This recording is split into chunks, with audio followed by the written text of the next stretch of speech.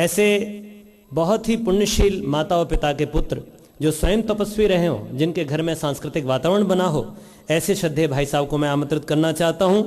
वो वैसे तो शांतिकुंज 2003 से ही शांतिकुंज में आए हैं, परंतु उसके पूर्व से उनकी 16 वर्ष की आयु में ही उन्होंने पूज्य गुरुदेव का हाथ थाम लिया था और पूज्य गुरुदेव ने उनका हाथ अपने हाथ में थाम लिया।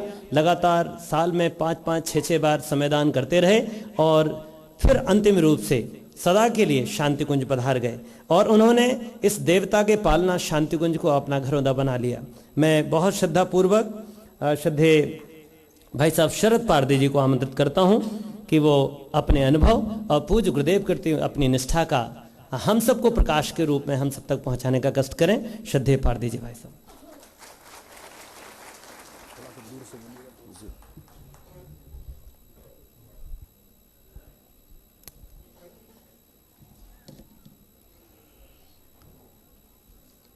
ओम वंदे भगवतीं देवीं श्रीरामंच जगद्गुरुं पादपद्मे तयो श्रीत्वा प्रणमामि मुहुर्मुहुः प्रणमामि मुहुर्मुहुः। सूक्ष्म रूप में उपस्थित परम पूज्य गुरुदेव परमोन्नया माता जी, उनके संरक्षण में यहाँ पे उपस्थित शांतिकुंज के सभी अग्रज देवी स्वरूपा बहनों, देव स्वरूप भाइयों, गुरुदेव के जीवन के परिप्रेक्ष्य में हमको इस सुसंगठित दीप महोत्सव के बारे में विचार करना है। तो मैंने ये सोचना शुरू किया कि गुरुदेव के जीवन को अगर हम आपको लोगों को बताना चाहते हैं तो गुरुदेव के किस रूप को हम सामने रखेंगे। जिन्होंने गुरुदेव को देखा है ऐसे लोग दिन ब दिन थोड़े कम है, लेकिन जिन्होंने गुरुदेव को देखा नहीं उनको गुरुदेव का हम कैसे वर्णन करें, कैसे परिलक्षित करें, कैसे प्रतिबिंबित करें, ताकि उनको गुरुदेव का स्वरूप का एक बोध हो। और ये देखा गया है कि गुरुदेव का जो चरित्र रहा वो सभी तरह से आदर्श रहा। आप व्यक्तिगत स्तर पे ले लीजिए, व्यक्तिगत स्तर पे मेरा काफ़ी उनके साथ हुए, उनका बहुत स्नेह मिला है मुझे। कई बार आया हूँ, जब स्कूल में जाता था तब से आया हूँ और मैंने उनको देखा है। जो सादगी हमने शुरू से देखी वो अंत तक इतनी ट्रांसपेरेंट, इतनी पारदर्शिक थी कि आश्चर्य होता है कि इतनी महान संस्था के संस्थापक इतना साधारण, इतने साधारण स्वरूप में रहें। उनका व्यक्तिगत स्तर, पारिवारिक स्तर, परिवार तो आपका करोड़ों का हो गया है। इतने बड़े परिवार के उन्होंने अपेक्षा की थी कि हम भी उसी तरह अपने जीवन यापन करेंगे। इसके बाद में सामाजिक के बाद राष्ट्रीय और वैश्विक स्तर पे भी उनके जो चिंतन का स्तर है वो इतना ऊंचा है और इतना पारदर्शी है कि हम लोगों को आश्चर्य होता है कि इतनी दिक्कतों के बावजूद एक जगह बैठकर उन्होंने कितना बड़ा काम किया और कितनी बड़ी विचार क्रांति करने का एक अभियान उठाया। संत विनोबा जी ने कहा है कि दुनिया में 3 शक्ति का सर्वाधिक प्रभाव होता है। 3 शक्तियां उन्होंने कहा है कि एक आत्मज्ञान की शक्ति, दूसरा है विज्ञान की शक्ति और चौथा है साहित्य अर्थात शब्द की शक्ति। और उन्होंने ये भी कहा है कि जितने भी संतों का उन्होंने चरित्र का अध्ययन किया है, 2 से ज़्यादा इन शक्तियों का संगम उनमें नहीं था, परंतु ये गुरुदेव के अंदर आप इन तीनों शक्तियों का समन्वय देख सकते हैं, उनका संगम देख सकते हैं। आत्मज्ञानी के रूप में गुरुदेव अलौकिक थे। उनकी सादगी बहुत अच्छी थी, पारदर्शिता इतनी अच्छी थी। वो कहते थे, मुझे याद है उस वक्त तो मैं बहुत छोटा था, पर मुझे कुछ शब्द उनके बड़े अच्छे याद आते हैं। उन्होंने कहा था, बेटा लोगों से कहना मेरे साथ आ जाए, मेरी नौका में बैठ जाए, मैं तुमको धोखा नहीं दूंगा। इतना स्पष्ट शब्दों में कहने के बाद आदमी में वो हिम्मत आती है कि ये वो व्यक्ति है कि इनके पीछे हमें चलना चाहिए। एक बात का और भी मुझे याद आती है, गुरुदेव के साथ हम बैठे थे, किसी बिल्डिंग प्लान पे बातचीत कर रहे थे। गुरुदेव अचानक उठ के मेरे पास आए, मेरे पीठ पे हाथ रख के उन्होंने कहा, बेटा हम संत परंपरा के हैं, हम अकेले कमाए और अकेले खाए ये हो नहीं सकता। बेटा हमको अपनी परंपरा का ध्यान रखना पड़ेगा। गुरुदेव मुझे कह रहे हैं, यद्यपि मैं बहुत छोटा था, लेकिन एक बहुत ऊंची बात कही उस वक्त तो कोई अर्थ दिमाग में आया नहीं, लेकिन अब जैसे बाल पक गए हैं तो पता चलता है कि कितनी बड़ी नसीहत गुरुदेव ने दी। मेरा मूल क्या है, मैं संत परंपरा से आता हूं, हम सब भारतीय संत परंपरा से आते हैं। इसका बोध आपको हमको अगर होता रहे तो गुरुदेव के उस चरित्र को हम देख सकते हैं, उस स्वरूप को देख सकते हैं। विज्ञान शक्ति के बारे में उनका आपने देखा, अखंड गायत्री महाविज्ञान पढ़ा होगा।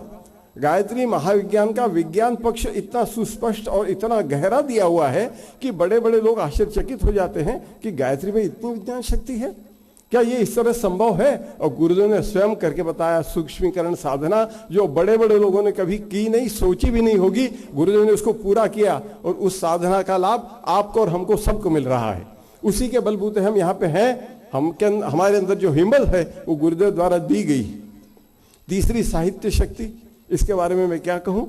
साहित्य शक्ति सब जानते हैं कि गुरुदेव ने जो सृजन किया है साहित्य का, विचारों को बदलने का, सारे विश्व को पलटने का दावा कर सकते हैं। वो कहते हैं मैं ये दावा करता हूं, मैं अपने विचारों द्वारा दावा करता हूं कि मैं इस युग को पलट के रख दूंगा और युग निर्माण करके रहूंगा। वैसे देखा जाए तो गुरुदेव को हम किस रूप से जानते हैं, अभी भी बता गया था, वेदमूर्ति, तपोनिष्ठ, पंडित श्री राम शर्मा आचार्य। इसके अंदर हमने 3 शब्द देखे, वेदमूर्ति, तपोनिष्ठ और आचार्य। उपनिषद के अंदर श्रुति का एक श्लोक आता है कि गुरु कैसा होना चाहिए। उसमें वो कहते हैं विशारदम ब्रह्मनिष्ठम श्रोत्रियम गुरु समाचरित।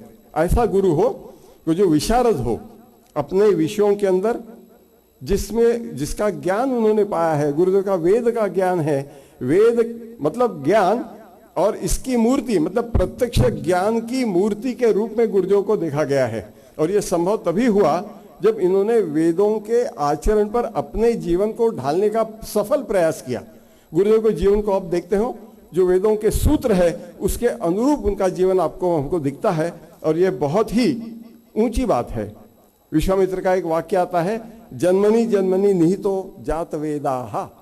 मैंने कई पिछले जन्मों में उस सत्य के, उस अग्नि की मैंने आराधना की है और उसी के स्वरूप आज की मेरी स्थिति। अब गुरुदेव को सोचिए कि गुरुदेव की जिस स्थिति में गुरुदेव थे तो कितना बड़ा तप उन्होंने अपने जीवन में, अपने जीवन के पूर्व किया। और जैसा भी बताया था, वस्तुतः देवों के सभा से उन्हें भेजा गया किसके लिए? विश्व कल्याण के लिए। इसी में उनकी पात्रता का विकास, उनकी पात्रता का एक अगाध स्वरूप हमको मिलता है। क्लिष्ट वेद मंत्रों को सुलभ करके अब तक हमको पहुंचा दिया।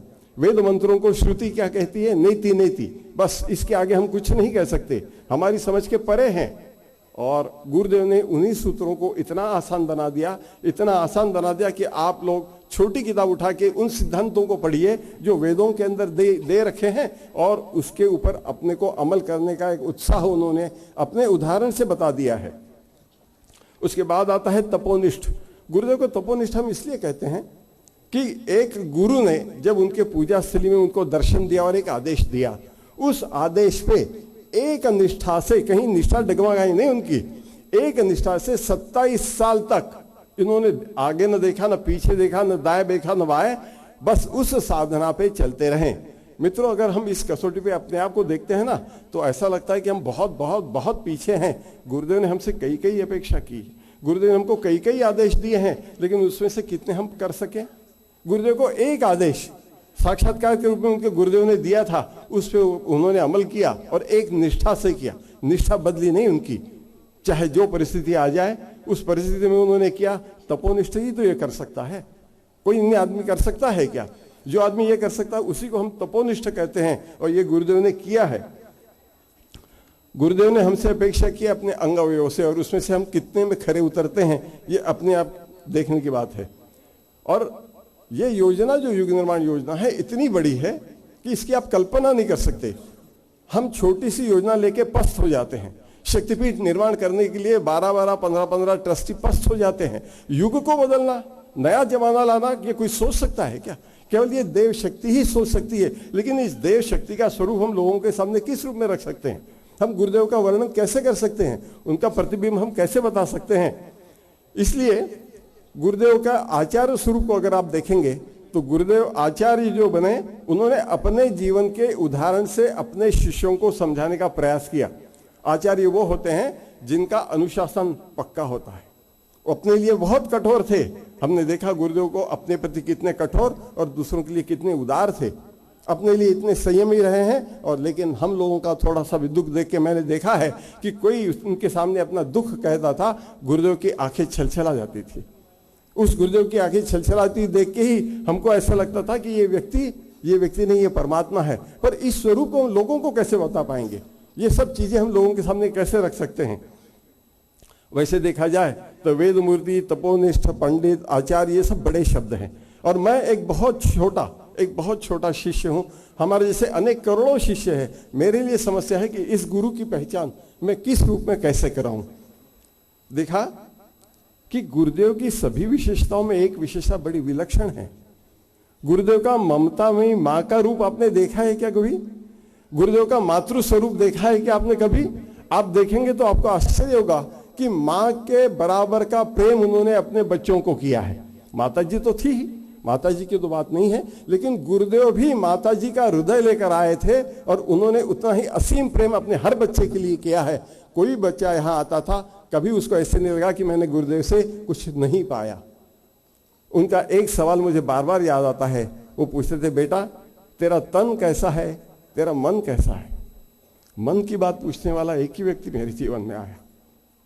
किसी ने मेरा मन कैसा है ये नहीं पूछा।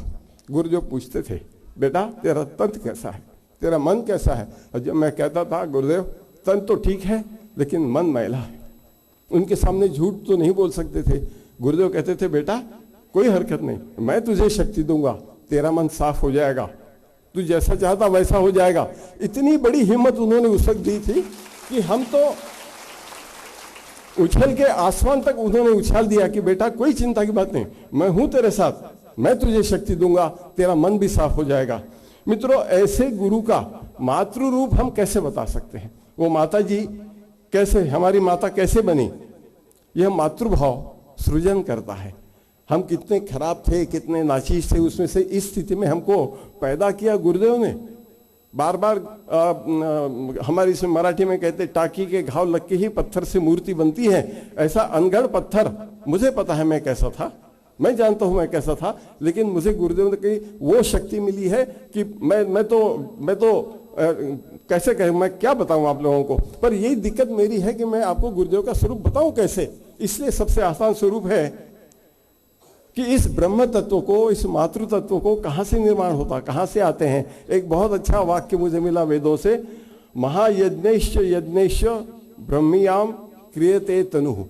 अनेक यज्ञों से, अनेक महायज्ञों से मातृ तत्व या ब्राह्मणत्व उत्पन्न होता है। और ये ब्राह्मणत्व हमने गुरुदेव में देखा और ये माता की ममता हमने देखी। उनका एक वाक्य मैं अगर आपको बताऊं तो आपको पता चलेगा कि उनके अंदर कितना स्नेह था, आपके प्रति कितना प्रेम था। वो क्या कहना चाहते थे? लोक सेवों के दिशाबोध में ये वाक्य आया है। उन्होंने कहा है, लोगों की आंखों से हम दूर हो सकते हैं पर हमारी आंखों से कोई दूर नहीं होगा।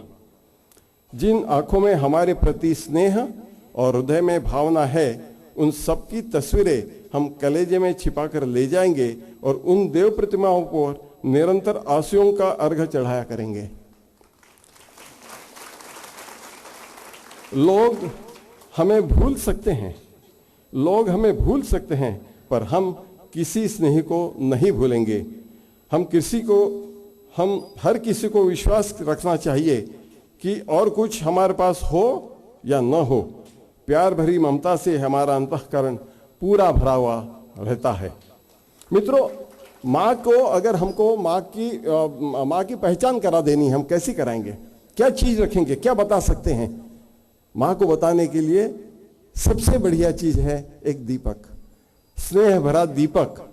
दीपक की जैसी लौ शांत होती है, एक आभास, एक आपको ढाढ़स देती है, माता वैसी ही होती है।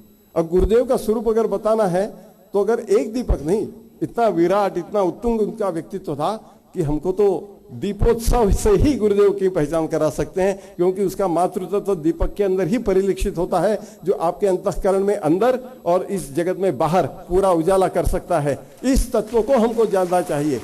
ये जो दीपोत्सव हम कर रहे हैं ना, ये वास्तविक गुरुदेव के स्वरूप है। यही गुरुदेव का स्वरूप है, उमता ममतामयी स्वरूप है। सबसे अंत में मैं ये कहना चाहता हूं, आपने मराठी संत ज्ञानेश्वर के बारे में सुना होगा। उन्होंने अपनी ज्ञानेश्वरी पूरी लिखने के बाद में पसायदान लिखा है। पसायदान में उन्होंने एक चरण आता है और उसके अंदर उन्होंने कल्पना की है कि ये क्या हो सकता है। चंद्र में जे अलांछन, मार्तंड जे तापहीन, ते सर्वाही सज्जन सोयरे हेतु। चंद्रमा में अगर दाग न हो, अकलंकित चंद्रमा, कल्पना करिए कितना सुंदर दिखेगा वो।